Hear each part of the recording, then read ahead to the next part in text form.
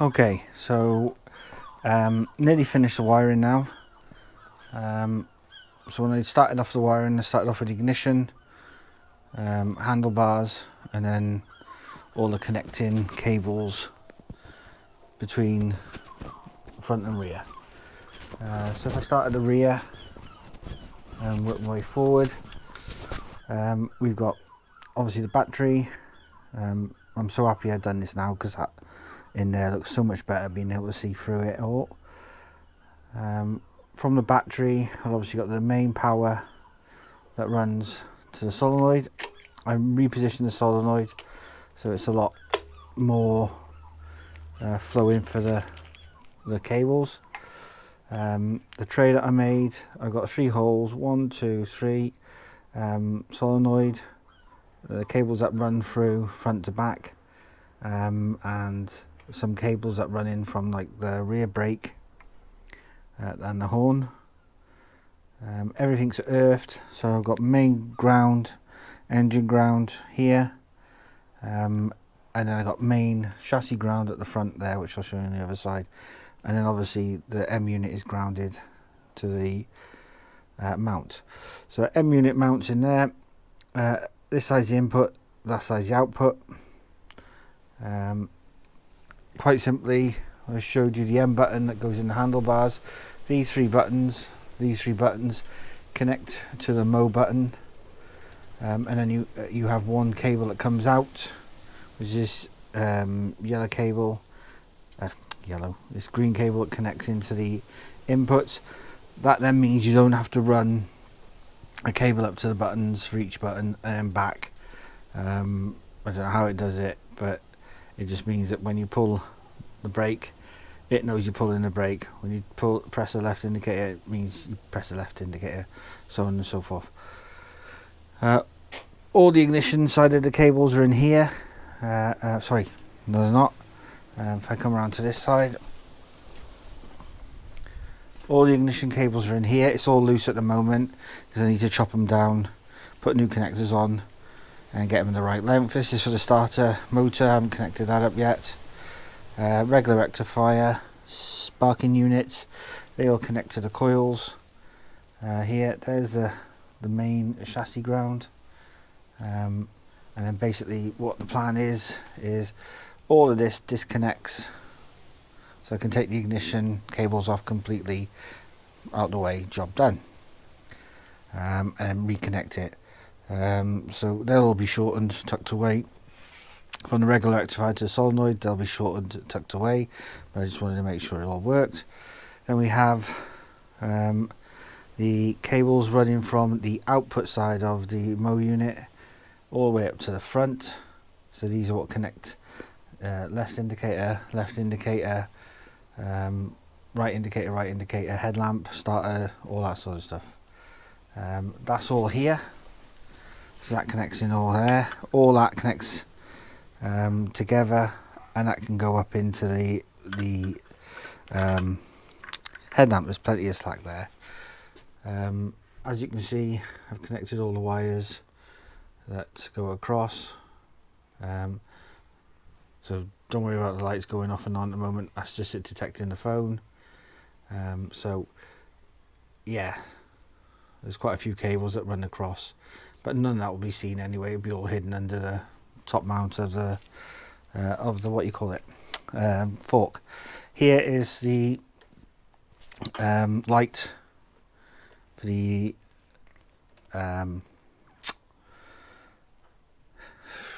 number plate. When I get the number plate, that's about it there. Oh, okay, started. I started already sorting out the top of the hump. Mounted the horn here because it looked absolutely horrendous on the front there. So that's the horn there. Little bracket I made. Works out really good there, and you can hardly see it when everything's on.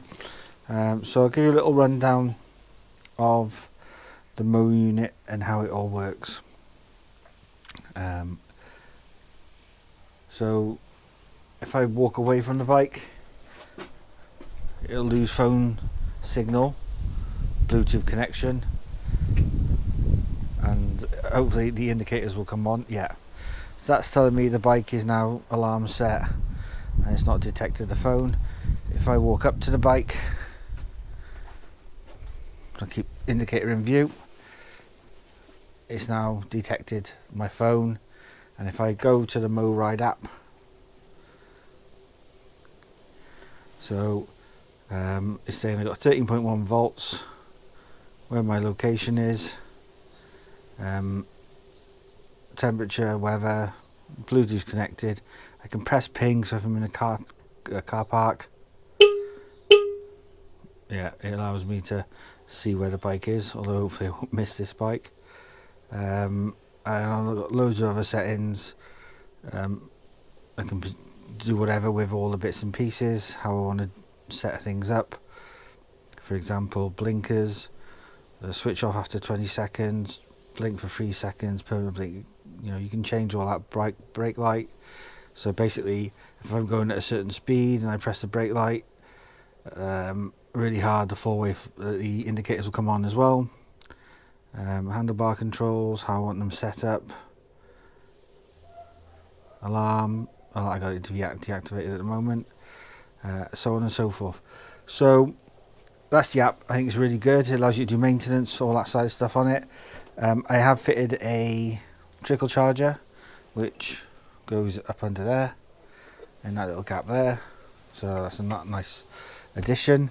So basically, if you see on the Mo unit, there's a little light there that's saying it's connected to Bluetooth. If I want the ignition on, like turn the key to first stage, I double click and the ignition is on. It won't start now because there's no oil in the engine and I've got to pull in the clutch. That was one of the problems when I was riding the vehicle, where I couldn't understand it wasn't starting, and that's because I wasn't getting power to that side of the solenoid, is because I had to have the clutch in. So bottom switch here is lamp. So if I have a look at the bike, daytime running lights are running all the time on the front, and the tail light is not. That can be configured so it is. So if I press one press on the light switch, I get dipped headlights and tail light working. I can do obviously flash, long press, main beam comes on. Another press, main beam goes off, press and hold, goes back to dipped. So dipped is on all the time. Left button here is an auxiliary button.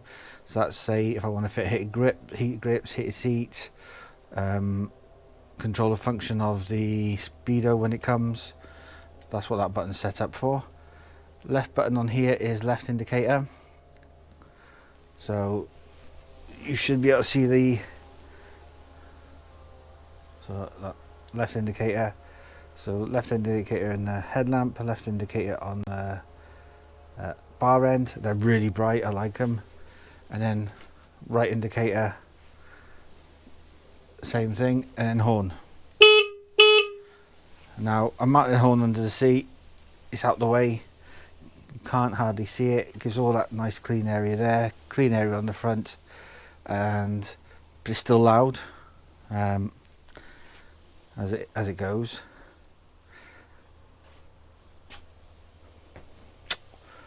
What else? Yes, that's all the wiring done. Coming forward, if I need to start the bike, clutch in, hear the solenoid clicking,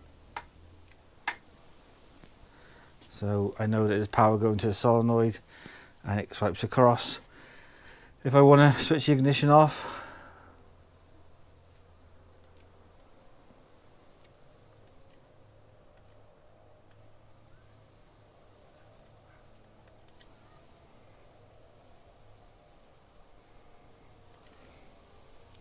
so ignition's off,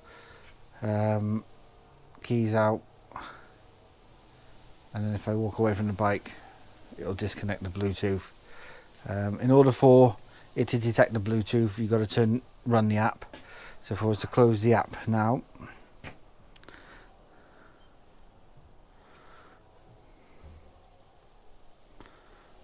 There you go. It's now switched off. Bike's totally no power going through the bike at all anywhere. Rear brake switch is on.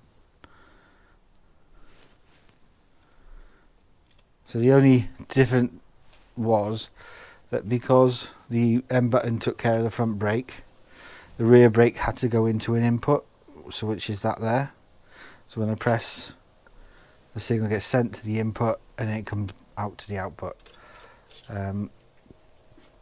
So yeah, so really happy with the Mo unit. I've got a speedo coming hopefully on Monday. That's an electronic speedo, a Daytona Devo 01. How that connects into the bike is via these terminals here. So this is to the headlamp from the wiring loom. So indicators, if I can remember rightly, so left indicator, right indicator, headlight, full beam, dipped, and black as earth. I put 3 connector on so that I can take, so for example, left indicator, I can put a wire into here straight to the speedo, so on and so forth. All that fits in the big hole under here, so that's not a massive issue. The wall clamp will sit on there, and the speedo on the end, so again all that will be covered, you can't see it. There's the clutch switch, which allows the start in gear. As long as the clutch is in, it won't start if the clutch is out. So yeah, so one of the jobs that I was more nervous about turned out to be quite easy really. I highly recommend keeping the ignition side of the wiring loom, only because it's already set up, you don't have to worry about it. All the colours to the regulator, rectifier and sparking units are all correct.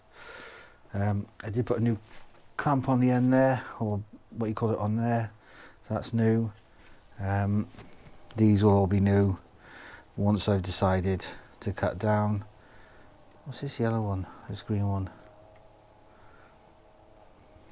So that's from the coil to the ignition side of the bike, so that when the bike's running I'm getting a charge to the battery. So all I've got to do is fit this side of the starter motor, it connects onto there, that's wicked. And then when I get the rear light, mudguard light, that'll go on there. So yeah, it's really coming together, the old wiring loom.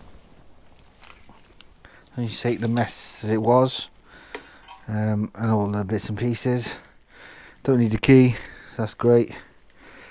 I might regret the keyless start, but at the moment it's proper wicked. It's almost similar to that bike there. Keyless. In actual fact, BMW should speak to Moto Gadget, because I would say their app is a lot better than BMW's. So yeah, so all that sits under the metal pan, all that sits flush against the metal pan. There's no arcing, nothing's touching metal, which I'm glad. Everything's protected, battery ain't going to move. As I said, I've got a little slot for the battery charger, so I can push the battery charging cable up, and it also just provides that added, there you go, there's a cover on that goes over that end bit, but that's it out the way effectively. All I need to use it, I just pull it out and connect up on the trickle charger.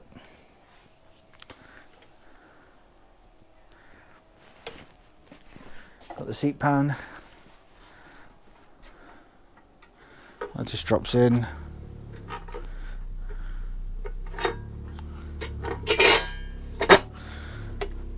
Obviously the fiberglass seat will go over that, or the tank will go onto that. Fiberglass seat over that gets bolted on, and then jobs are good. And so yeah, so progress wise, she's there. Got to put oil in it, put new plugs in it, connect the carbs up, connect the throttle up, as that needs doing. Once all that's done, she's good to go for a fire. Tank's done, and I'll show you that when she comes back. Hump's being done now, just filling it, getting it looking the part. Little bits and pieces finishing off, like cutting bolts, that sort of stuff. What's that? Oh yeah, that needs tightening up. And then I can fit the chain cover, put the gear lever back on, and then take this off. Got an exhaust to put on. Front mud guard turned out really well. It's the original mud guard, just chopped down. My mate did a good job on that. Looks pretty wicked. And then yeah, got to get it off this fucking table. That's going to be interesting. I did contemplate sticking 2 bulbs, Moto Gadget bulbs up there. So they're similar to these, but they're not indicator ones, they're tail light ones, because this is rather, not weak, but I have seen better. So I thought about sticking 2 up there, but the beauty of it is, because I put the wires, all the cables are in there running to the backlights, I just have to spur off it and connect those lights onto it, and it's done. No issues. Made this bracket for the horn.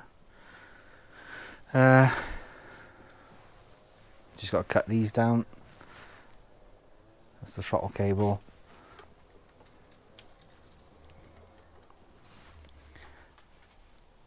So yeah, once I get it off this mount onto the ground, onto its wheels, I can then get all the position for the handlebars, all that sort of stuff. I may have to cut down some braided hosing for the brakes. The throttles are new throttles for this. They can make new cables for this. They can be marked down, so that's not a problem, or cut down, and all that can be tucked up there. So that's just finishing work.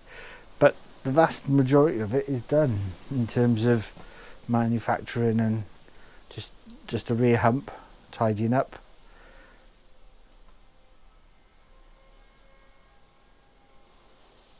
Yeah, I'm pretty happy with that. Yeah, I'm happy with the electrics, but honestly, if you're doing a project, even an old bike, keep the ignition side of it stock, but all the other bits and pieces, if you're changing to LED, put a Mo unit blue in, because honestly it makes life so much easier and gives the bike so much functions and customization. You know, I was looking at the bar ends for that bike because I do like them, and nice indicators, and the buttons clean up the dash, the cockpit massively. So yeah, happy with that. I would say a couple more days and she'll be on her wheels. I'll be able to get her going. Seat, got the foam for the seat, got the leather coming for the seat, so I've got to make that up at some point. So there's not many jobs. My shelf of parts is down to only a few now, which I think, looking at it from here, is just the carbs. So that's a massive Massive bonus. It's got a little bit of touching up to do around the engine, a little bit more polishing to do around the polishing bits and pieces, and spray the hump. So yeah, good, happy. Hope you liked.